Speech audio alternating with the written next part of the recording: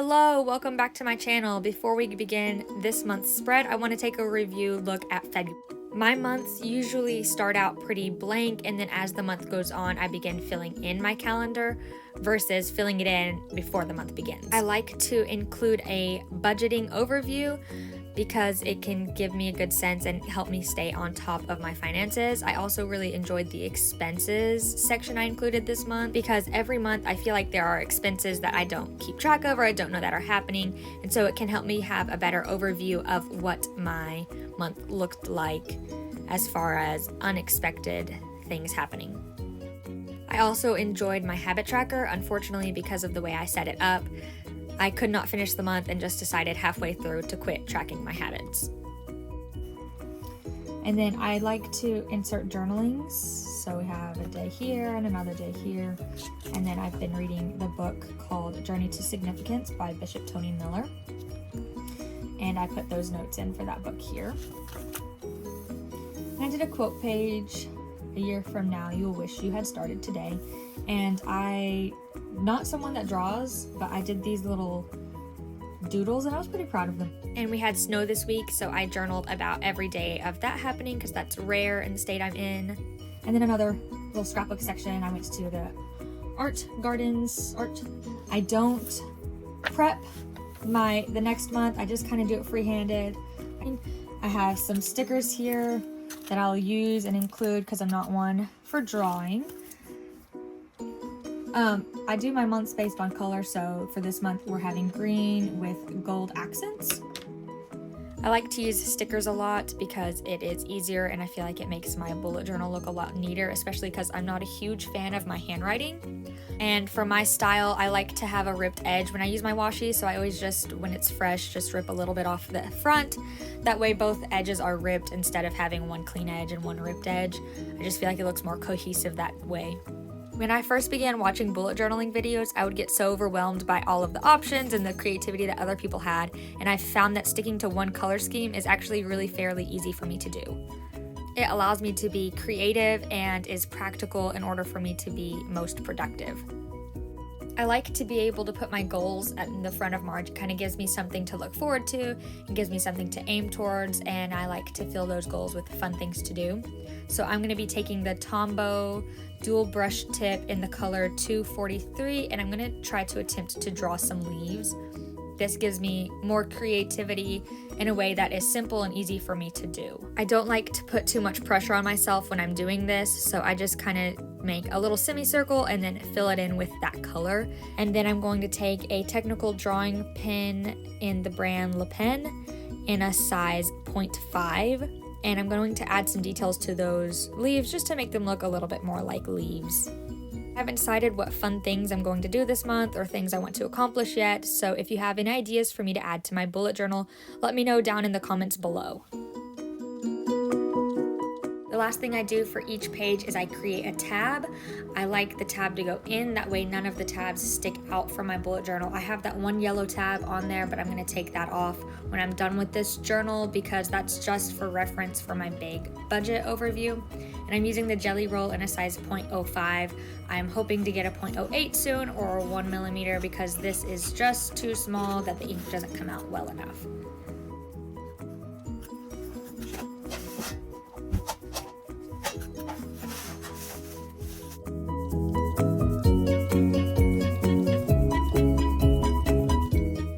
Luckily, March this month is just like February was last month, so it was pretty easy to map out. Unfortunately, at the end of this, I didn't leave a margin for my calendar, so I had to go back and write the lines again. But the boxes I like to do are 7 dots wide and 8 dots like tall.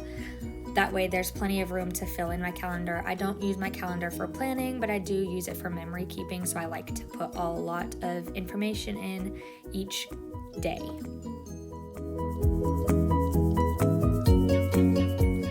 I'm using the same green that I used when I made the tabby in the Tombow dual brush pen in number 192. I like to, like I said it before, keep all of my months cohesive in color because that is the easiest way for me to be creative. To make my calendar grid, I'm using the Tombow dual brush N75 and I'm using the nib side, not the brush tip side. Last month, I didn't have boxes at all, and I didn't like the look of that, but in the previous month, in January, I had black lines, and I felt like that was too harsh. It made my month look too busy. So this month, I'm gonna try out the gray and see how I like that. I use my bullet journal more for function over like cute, so I like to make sure it works for me and what I need it to look and work for. I freehand everything because it just makes it easier for me. Last year, I used this same bullet journal actually and only made it through March. You know, there was a pandemic and all of that, so that kind of stopped me, but at the same time, I was too critical of myself, and it just took the fun out of planning and using it and being productive. So I stopped being critical of myself, I stopped trying to make it look perfect, and I just tried to make it work for me.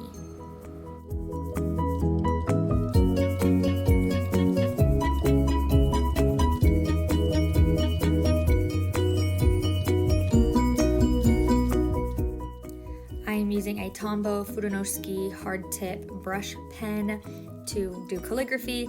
I don't like to practice calligraphy outside of my bullet journal, mainly because I don't have the time for it. So anytime I want to add a little bit in my book, I go ahead and use this time to practice. That way I'm being productive and practicing at the same time. And this month, to write in the numbers or the dates for the month, I am just using stickers because it makes it easier, quicker, and it is a more cohesive look overall.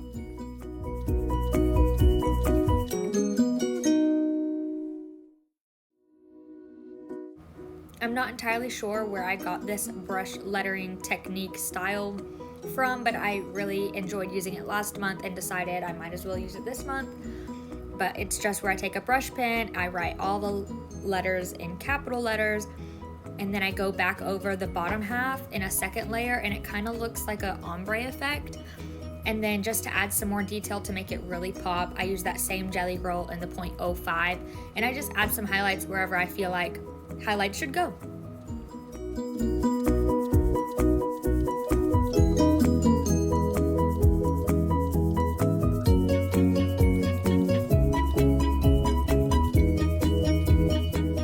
All of the stickers you've seen me use so far come from the Paper Studio Agenda 52 calendar foiled sticker pack. I got this at Hobby Lobby. Lastly, to finish off this spread, I'm just going to take some stickers that I got from AliExpress and stick them on where I see fit, just to give it a little pizzazz. I don't want it to be too boring. I know right now it looks really boring because there's nothing on the calendar, but I haven't really done anything yet so far this March. At the end of March, for April's setup, you will see it all filled in and looking more creative.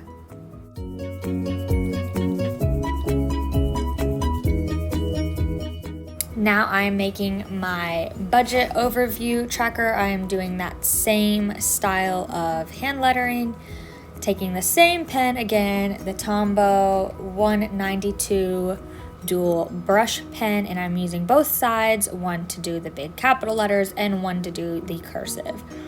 I got these really cute die cut stickers, but it turns out they're a real pain in the booty because you have to lay them all out to see which ones you have instead of them already being all nicely out on that sticker sheet.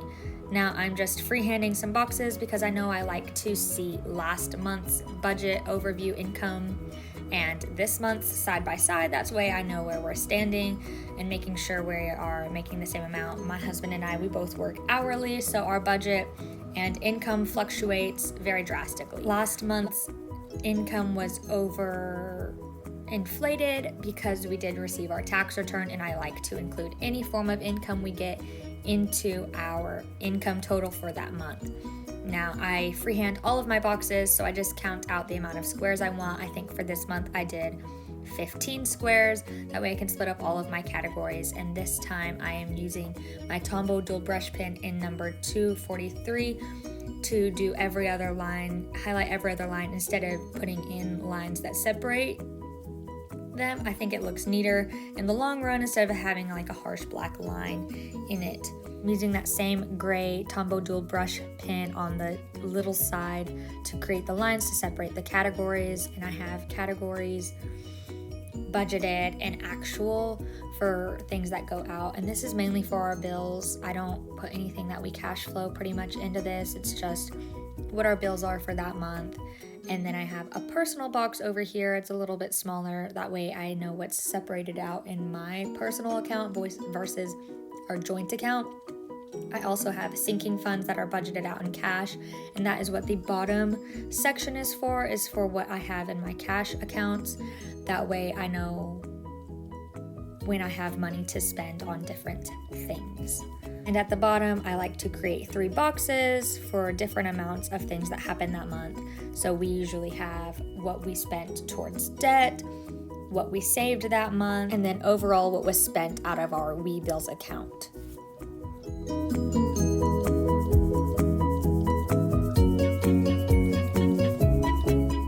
I don't put a lot of decorations on this page because it can get really busy with all of the numbers, and I purposely leave that area blank for when I have to take out cash from our account for our sinking funds. Now I'm setting up my habit tracker and my extra expenses page, and I count out the amount of squares and spaces that I need for my habits. And then this month I counted up from the bottom. That way I knew I would fit all of the days of the month in this monthly habit tracker. Honestly, at this point, I'm not sure if I'm even going to like the vertical spread for the habits, but I know I don't have enough space horizontally to put all of the days and the categories.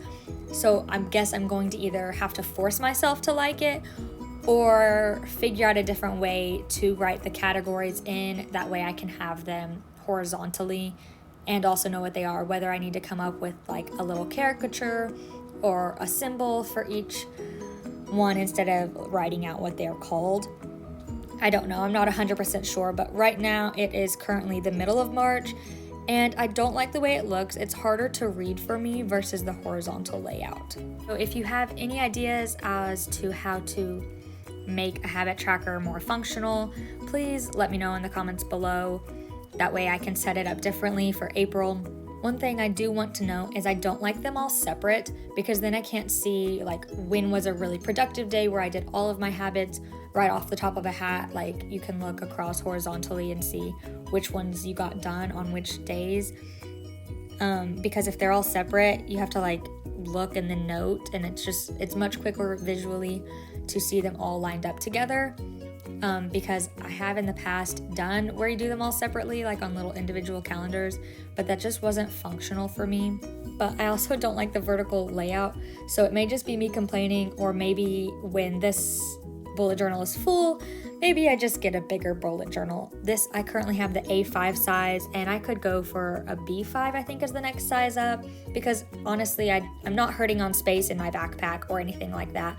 I just have this size because this was the cheapest one they had at the time, and I didn't know if I would like it or not, so I just went for the cheapest one that they have.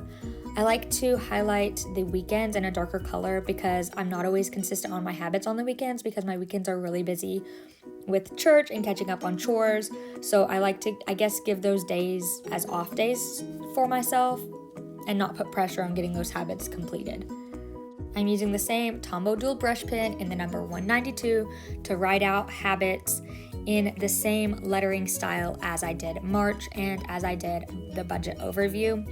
Just capital letters, darken the lower half, and then add white highlights. I think it's nice, simple, clean, and super easy for me to do. Then I'm writing expenses in cursive. I tried to do calligraphy here, but the Tombow dual brush pens are really flexible and I don't have my pressure like narrowed down yet. I tend to use too heavy of pressure or not light enough pressure, and so I just, it looks messy, but it's okay because this is real life. And I pick out some decorations that I like that will go well with it. This is the real life process of what that looks like for me. I just hold them all up and see which one I like best in that spot.